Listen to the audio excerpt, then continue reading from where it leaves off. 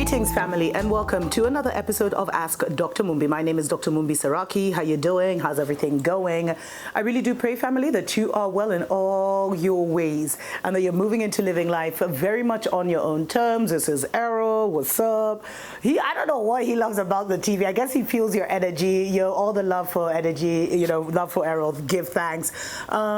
Special shout out to everyone that supports us on Patreon and has been supporting us for so long, family. We appreciate, love you. Come on, Errol, chill. Off, come on. We appreciate, love you so much. Off. We appreciate, love you so much, family. We are extremely, really grateful for you. And, we've been feeling really led and called to come out here and to kind of give you guys a word of encouragement because, as I said in the previous episode, we are literally in the birth canal to our new creation. If you've been focusing on creating a new narrative and a new story for yourselves, you'll know what I'm talking about. It's like releasing that. The world is mental, family. So literally, you are leaving a whole world behind and manifesting a whole new world.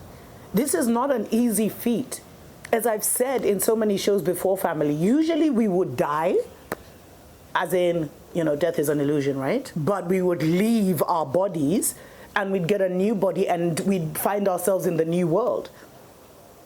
But we have been under what I feel is like a grand experiment where we died to self and were born again while still alive. And that is not an easy thing. And when we were born again, it's like we went into an ancient future because we are as innocent, we're as young and as sensitive as a newborn baby. But we're also ancient and we awakened when we were born again. We awakened to our ancient personality or our original personality. This is for, I don't even want to call them the chosen ones, the elite chosen ones. You know yourselves if this message is for you, family. And I feel like in the last year, we've been almost, not even a tug of war between that old us that has died and a new us that was being born, but being born also to who we've always been and being true to that. And you see, the old us, there was so much they're not just going to die like that, but it's like we've integrated the old us into one of our books of life. But there was so much damage and pain and hurt that was caused, family, that it has taken a while for us to fully integrate that book of life and not allow it to leak any of those stories or any of those experiences to leak into and define this new beginning, especially when we're so young in it still. And it has not been easy, family. Because for so many of us, our emotional center was totally shattered.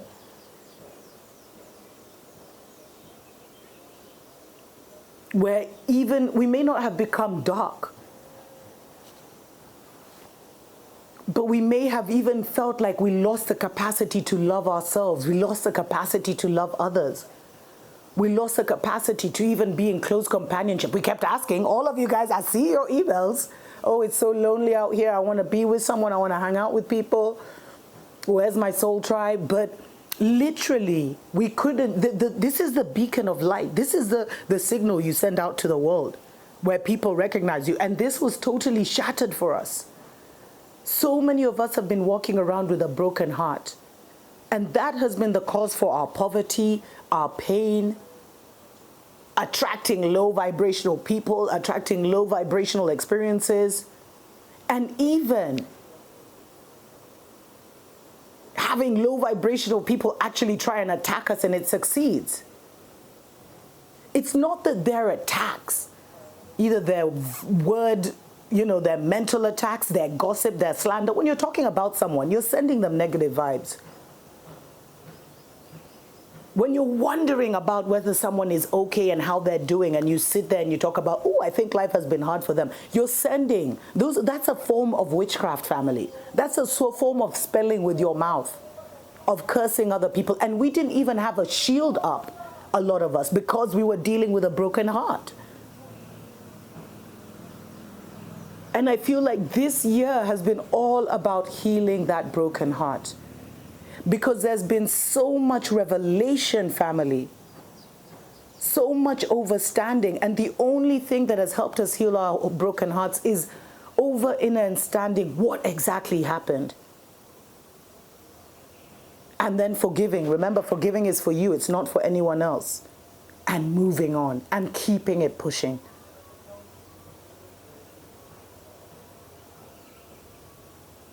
Because I found, family, that once I started to even heal my broken heart, not even, some of us, we've remained in the situation because we haven't even wanted to acknowledge, even acknowledging that you were maybe sexually molested as a child, that you were sold by your parents, that you have had witchcraft done on you by your family all your life. Even acknowledging that was too much for us.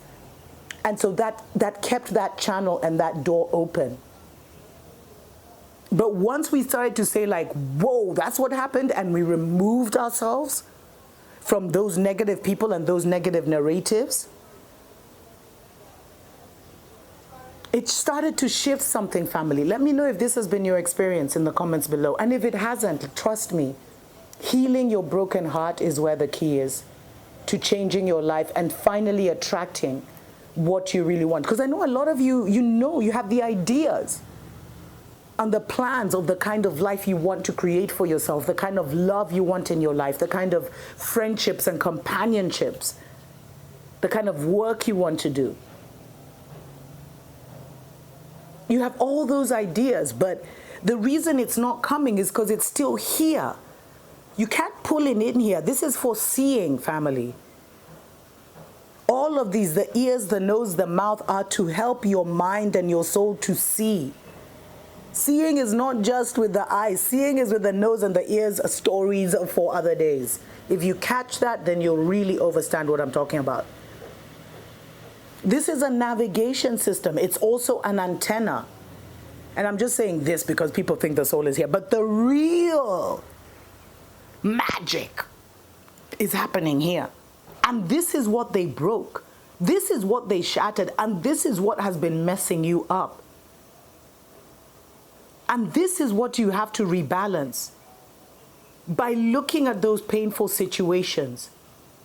Looking into the eyes of the child, of the inner child that was broken, the inner teenager that was broken, the inner wife or the inner husband that was shattered by the partner. Looking at that, confronting that darkness and realizing it wasn't you.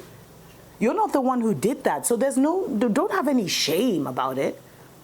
You may feel anger and you should express and move through that anger.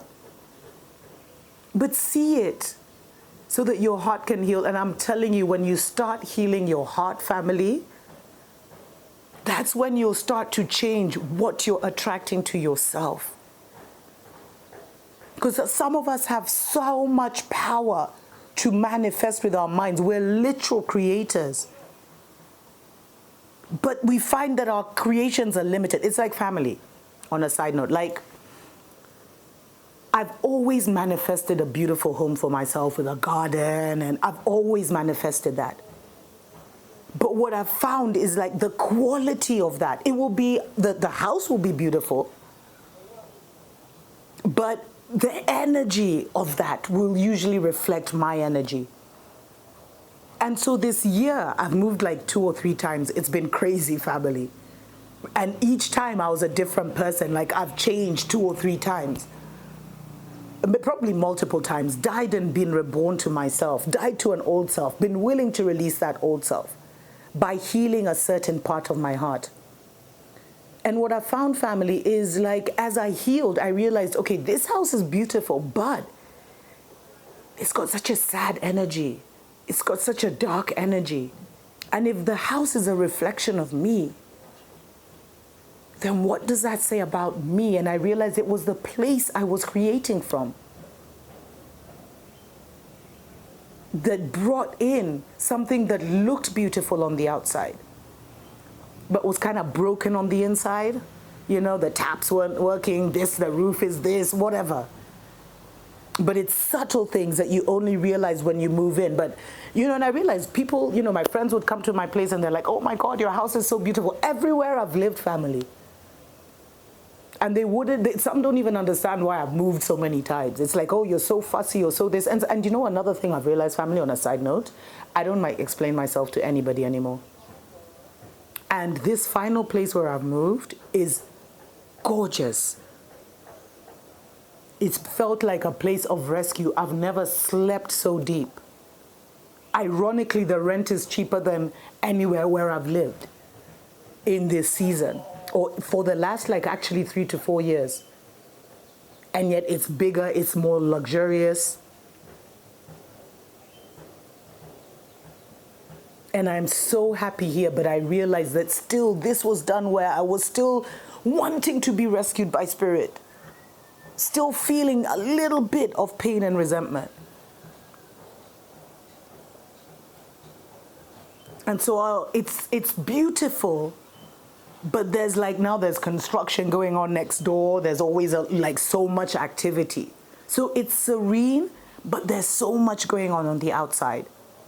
But it's so what I realize is that the level I've reached in my development is I've managed to secure the perimeter around my soul and my heart.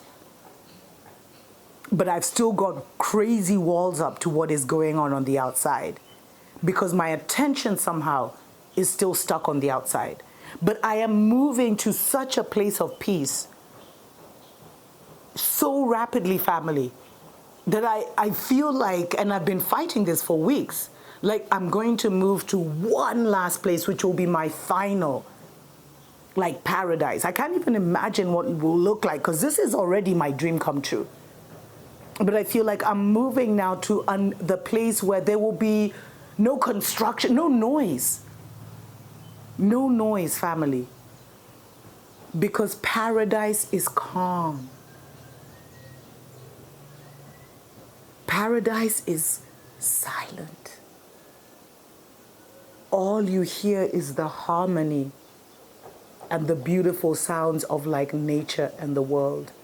But those are stories for other days. I was actually going to talk about 5 things to do when you feel you're about to give up. Of the 5 things I got into the habit of always doing, especially in this last season, to push myself through that birth canal. But I'll share those in the next episode. Heal your heart, family. Make your healing. I think I've been saying that the entire year. Make your healing your priority. And I really want to just send a word of gratitude and prosperity to all those who have supported us with your prayers, with your good vibes, with financial donations through PayPal. We actually also send you a physical gift, so check your mail for that. And by supporting us on Patreon. Of course, our Patreon family, we're connected. Just the fact that you're on there, we are so connected. And I really do pray that being connected to me has been a blessing and a transformation, and brought transformation to your life, because that is what we're supposed to do as healers. We don't have to be out here actually physically healing people. We just have to connect. And in connecting, we share our vibration. So I pray that you will continue to find peace, that you will continue to find elevation and great prosperity and success in the area that will bring you the highest happiness. Tuko pamoja.